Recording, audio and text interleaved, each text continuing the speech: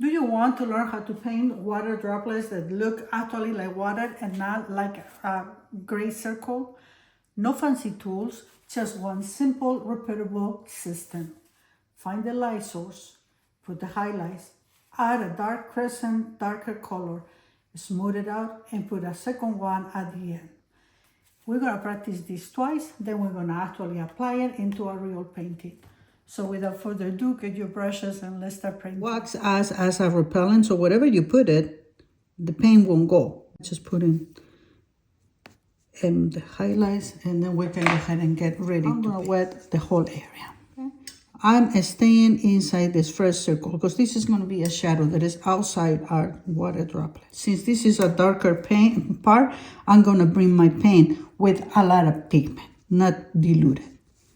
I'm going to drop it here. Say, for example, our water droplet is on top of a rose flower.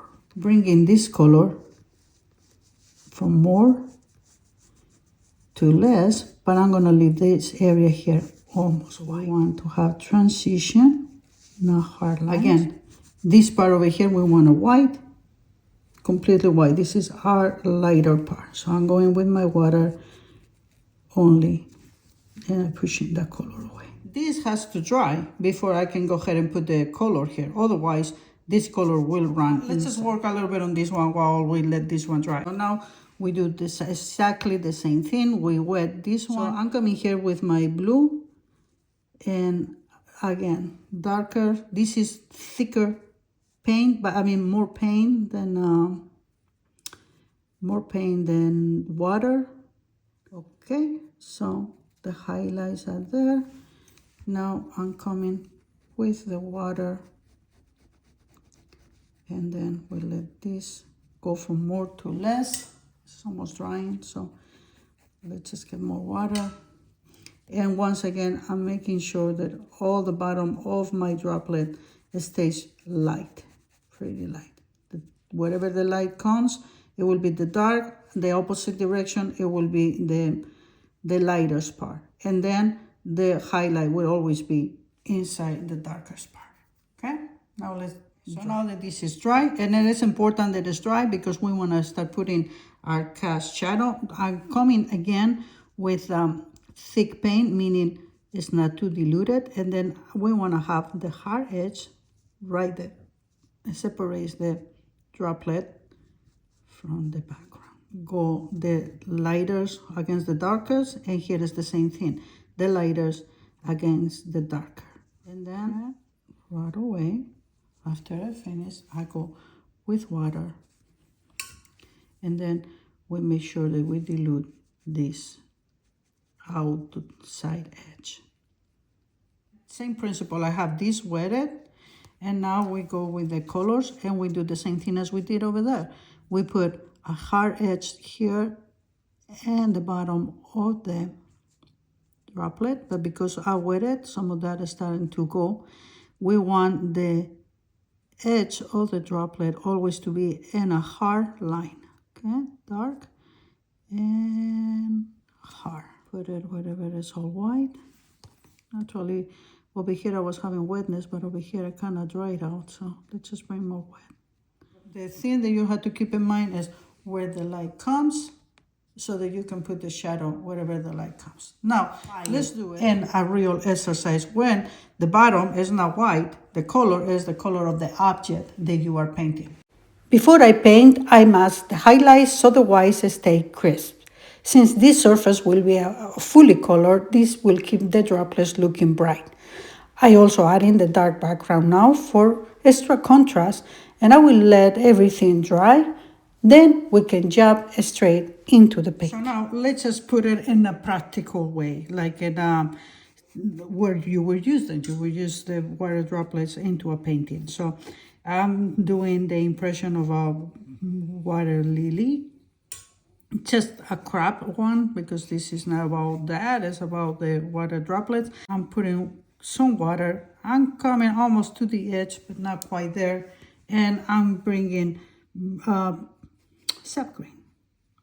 Why don't I don't bring my water to the edges? Because I have black, and I don't want that water Now that I do that, I can come with the water. I don't want the water to go into the black and then the black paint come inside my green and make a mess. So now that I have that wet, I'm gonna treat my water droplets as if they are not there. I already saved my whites with the masking fluid, and which is what it matters the most.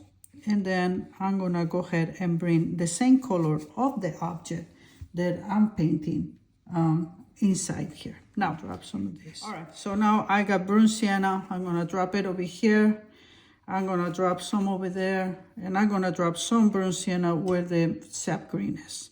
This gives lovely transitions and different colors. I want this color inside here, but I want a lighter. This part will be darker, but this one cannot be too dark. Keep that in mind. Up, I'm picking some of the color and I'm bringing it inside my other water droplets. Like I said, this painting is more about the water droplets, so we're going kind of fast for this. I'm bringing some of the color.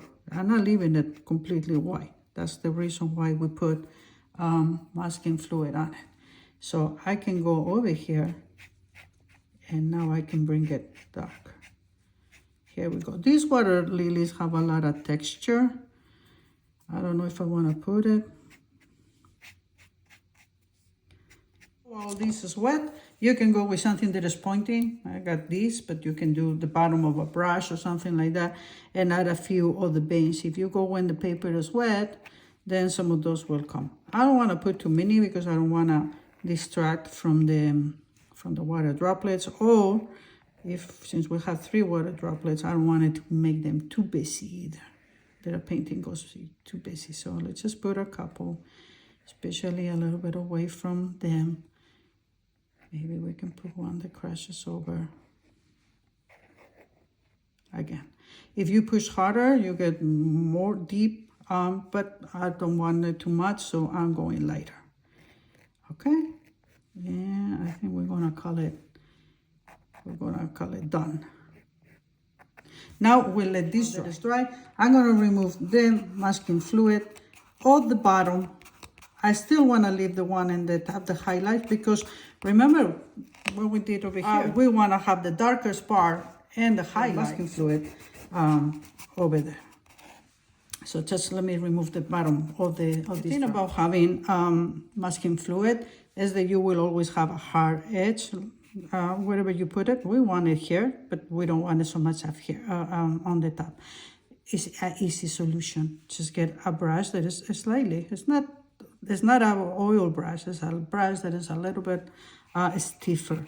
And then just go lightly, see, and now voila, that the hard line is gonna disappear. We just have a blending. So we're gonna do the same in all the others. So sap green, full strength. Remember what we said. This is the darkest part, so I come over here with the darker, meaning less water, thick, good amount of color, or the same color of the object that you're painting. In this case, we were using sap green, so that's what I'm using here. I bring the dark part down till I cover all my highlight. Now, you can wet this, like I show you, or you could do it like I'm doing it right now, at the very end. I continue to bring my dark color, trying to keep the edge as round as possible. Doesn't have to be perfect, but so that it looks like a droplet. I mean, in this case, it's more on an oval, but that's okay. All right, so I bring my water and I soften it up. Remember, we want this light, so the water goes from that direction into this direction, and now we pick some of that for the transition, just like we did over here. Okay. And now we need to let this dry because we have the wetness over here before we do the darker part. Okay. I got like a little secondary liner here, so I'm trying to get that away. Okay, let's do the same thing with this other one. I wet. I wet it all the way to the bottom out here with my white. I come with the thicker, the stronger paint on the top of my highlight. This is going to be my darker. Put it in, cover the highlight. It's touching now the dark. Maybe this can go a little bit darker over here. And now that they are touching, when it touches the wet, I got the beautiful transition. Okay. Push it if you need to, although that's lovely. I'm gonna leave good alone. I'm gonna do the same thing on this other one. Wet all the way to the bottom. Bring your sap dark, a little bit darker. Cover the highlight. Make it a little bit round. There you go. Cover the highlight. It's not working, so help it out with a little bit of the water so they give us that transition. Nice. They were really looking like water droplets, you see? Let's this dry, and then we'll come and put the outside shadow. And now this bottom shadow should be the darker. So I'm bringing the sap green, but to the sap green, I'm gonna add a hint, just a little hint of neutral tint. And now, yes, this is not even, but now we're going with dark color, and we're gonna even it up. So yeah, let's just do it on dry paper. And then we will put the water later on. Going here, trying to be very careful to do the roundness of my droplet. Okay. Go, make sure that I have my roundness. And then I start bringing it out. Get a little bit of wetness here. Now my masking fluid got a little bit out of there. I have a white line. It's okay. It doesn't need to be perfect. That happens. It's not going to take away too much from it. All right. So now water. And now I'm going to bring this wetness to the edge of my drawing here for the shadow. So we wanted hard edge.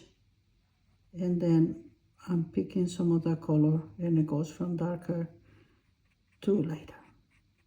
Now, if that is a little too much, come with the same color. Now this is wet, so it will be lighter, see? And you have a bigger transition. Okay, now we can remove our highlight too.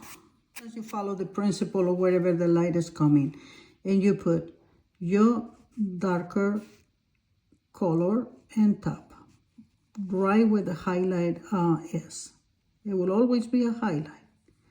Then you leave your at the bottom, you leave your lighter area, and then you put the darker part next to the light. So it's a pattern, dark with light and light with dark.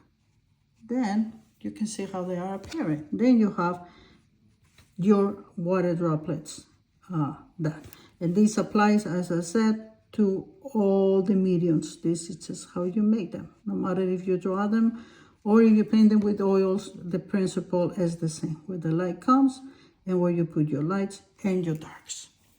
Let me finish this one here. So this little white area that I was having there, I would have left it any other way, but I felt like it was competing a little bit with that. So I put the same color from the background, and I go and spread it out a little bit with my finger.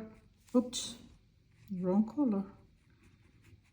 All right, you see, if you try to do that, then you can get it out and out and out. I just wanted to put the white out, so this is the real white.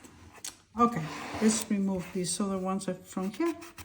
And our water droplets are so as long as you follow the steps, wherever is the light is coming, highlight, and then the dark, then you fade it out a little bit at the end.